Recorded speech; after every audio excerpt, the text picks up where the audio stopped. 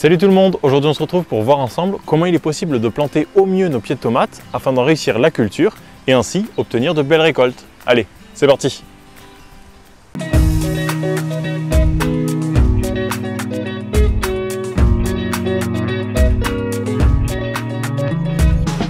Alors déjà, en ce qui concerne la date de plantation, c'est assez simple, il ne faut plus du tout qu'il y ait de risque de gelée. Et le mieux étant que les températures nocturnes ne descendent pas en dessous des 5 degrés, sinon cela pourrait provoquer un léger retard de croissance. Donc pour ma part, comme j'ai pu vous le dire dans la vidéo précédente, j'ai regardé la météo pour ma commune et il ne prévoit pas de température nocturne en dessous des 10 degrés. Donc même si ce n'est pas forcément très fiable, je pense qu'on peut quand même affirmer qu'il n'y a plus de risque de gelée. Et puis il faut dire que cette année, il fait exceptionnellement chaud pour la saison. Rien que là où j'habite, cela fait déjà maintenant 3 semaines que les températures nocturnes ne descendent pas sous la barre des 10 degrés, excepté une nuit bien dégagée où il a fait 6 degrés. Et c'est du jamais vu aussi tôt dans l'année. Pour vous dire, je suis récemment tombé sur un article de France Info qui explique qu'il y a eu un record décadaire en France. C'est-à-dire qu'il n'a jamais fait aussi chaud à cette période de l'année sur une durée de 10 jours. L'article précise également qu'ils ont enregistré le 4 mai, dans une petite commune des Pyrénées-Atlantiques, une température record de 35,4 degrés. Et c'est du jamais vu aussitôt dans l'année en France. Et donc très clairement, comme a pu me le rappeler un internaute, avec ce réchauffement climatique qui s'emballe, cela ne fait aucun doute qu'on va malheureusement vers des années de plus en plus chaudes. Et donc assez logiquement, la fin des risques de gelée sera de plus en plus tôt.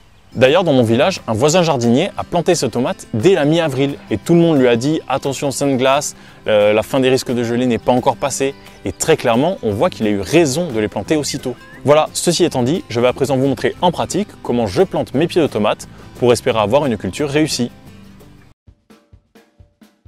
Donc tout d'abord, je place ma structure qui m'aidera à tutorer mes plants. Alors je ne rentre pas dans les détails car j'en avais déjà parlé dans l'une de mes vidéos dédiées au tutorage. Et d'ailleurs, si ça vous intéresse, je vous invite à aller la voir en cliquant sur le lien qui s'affiche en haut à droite.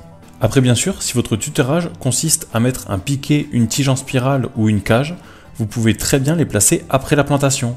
Toutefois, attention de ne pas attendre trop longtemps car sinon, ça pourrait endommager les racines et donc stresser la plante.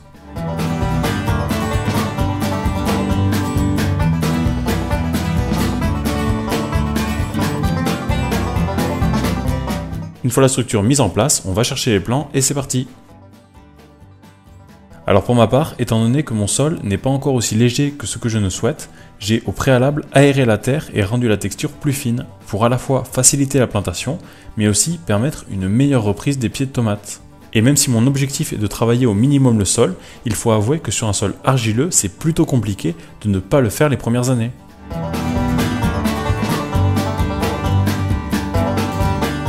Donc dans un premier temps, on vient assez logiquement creuser un trou et surtout, on n'hésite pas à le faire avec une bonne profondeur et on verra pourquoi par la suite.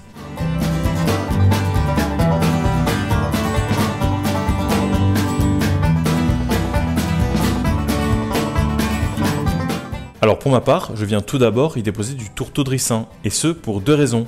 La première, c'est qu'il s'agit d'un excellent engrais naturel qui permettra à mes plants d'avoir une belle croissance. Et la seconde, c'est que c'est un très bon répulsif contre les rongeurs, et vu que j'en suis un peu envahi, ça ne peut que m'être utile. Ensuite, je mets du terreau de fumier bien décomposé, et là-dessus, je vais venir y mettre mon plant de tomate. Donc je le sors de son godet, puis je démêle légèrement les racines pour une meilleure reprise. En suivant, je pose la motte au fond et c'est là que la profondeur a son importance, car la tomate a la capacité de recréer des racines par sa tige. Donc, si on en a la possibilité, il ne faut surtout pas hésiter à bien enterrer le plant, quitte à retirer certaines feuilles, car ça lui permettra d'avoir une meilleure reprise et de développer au maximum son réseau racinaire. Ensuite, je comble les espaces vides, toujours avec le terreau de fumier bien décomposé, je tasse légèrement et le tour est joué. Alors je me permets de vous montrer une petite variante car cette année j'ai fait pour la première fois des plants de tomates greffés et j'ai eu la bonne surprise d'en réussir la majorité. D'ailleurs tous ceux qui me suivent sur Facebook ont pu voir leur évolution et j'espère sincèrement pouvoir en faire une vidéo l'année prochaine. Donc la grosse particularité avec ces plants greffés c'est que pour le coup il faut absolument éviter d'enterrer la tige car sur cette dernière il y a le point de greffe et si ce dernier se retrouve sous terre, le greffon risquerait de faire des racines et donc la greffe risquerait d'avorter. Alors pour en parler assez rapidement, le très gros intérêt des plants greffés, c'est qu'ils ont une production 2 à 4 fois supérieure à un pied classique. Donc ça permet d'avoir plus de récoltes sur une surface équivalente et donc d'optimiser au maximum l'espace. Après, en fonction du porte-greffe, on peut aussi chercher à avoir des plants plus résistants à certaines maladies et bien sûr plus vigoureux. Mais je vous reparlerai de tout ça quand je ferai une vidéo sur le sujet.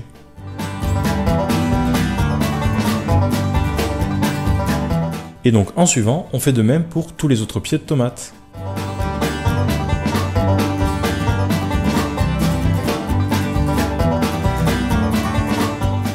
Alors une petite précision toutefois sur la distance entre chaque plant. Pour ma part, je les place tous les 50 cm environ, car il est considéré que c'est la distance optimale pour pouvoir planter un maximum de plants et que ces derniers puissent bien se développer et avoir de belles productions. C'est d'ailleurs la distanciation qui est utilisée par l'immense majorité des maraîchers. Après bien sûr, si vous avez la place, vous pouvez très bien les distancer un peu plus, ils ne s'en porteront que mieux.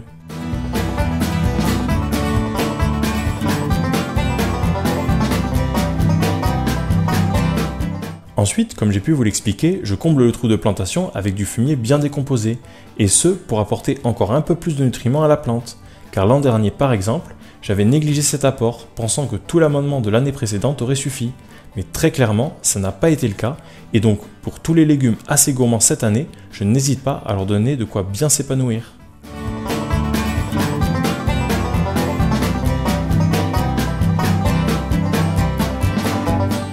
Et enfin, vous l'aurez remarqué, je plante les tomates avec les ailles, et ce pour différentes raisons. La première, c'est que l'ail est réputé être un excellent fongicide, grâce notamment au soufre qu'il dégage. Donc ça permettra probablement de ralentir les maladies dues aux champignons qui pourraient se développer sur les tomates. L'autre raison, c'est que ce sont des cultures qui se succèdent assez bien. En effet, les ailles ont pratiquement terminé leur croissance alors que les tomates la commencent à peine. Et dès que ces dernières seront à un stade déjà bien avancé, ce sera le moment de la récolte de l'ail, c'est-à-dire vers fin juin, début juillet. Et donc, elles pourront encore plus s'épanouir en prenant la place laissée libre et ainsi agrandir un peu plus leur réseau racinaire.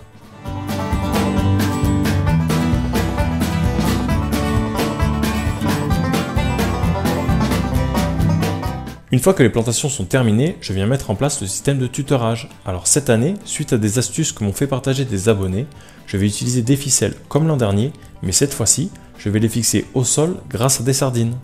C'est très simple à mettre en place et c'est super efficace. Donc je pense que désormais, je garderai cette méthode, car même si attacher la ficelle directement au pied fonctionne assez bien, il est vrai que si le nœud est un peu trop serré, ça risque de blesser la plante. Donc des ficelles et des sardines et c'est réglé.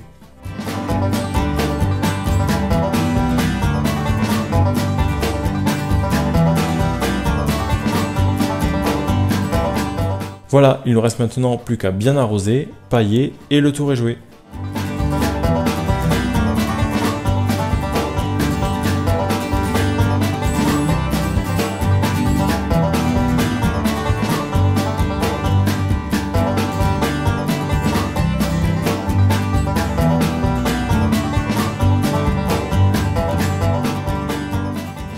Avant de finir, je tenais à vous montrer les autres plantations que j'ai pu réaliser dernièrement.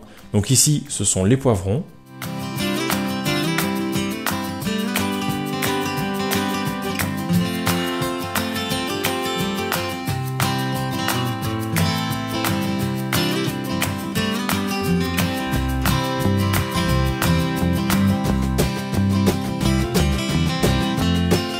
Là, vous pouvez voir les aubergines.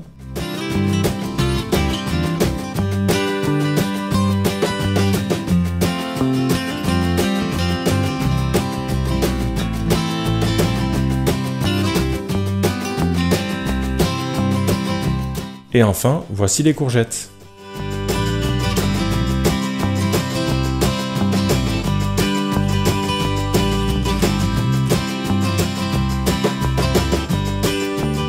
Et je dois dire que cette année, c'est la première fois que j'ai réussi aussi bien tous mes plants de légumes. Et j'en suis vraiment super content. Alors bien sûr, il y a plein d'autres plants qui attendent patiemment dans la serre d'être repiqués, et notamment les concombres, les melons et les pastèques, que je vais planter dans les prochains jours, et j'essaierai de vous partager tout ça sur ma page Facebook.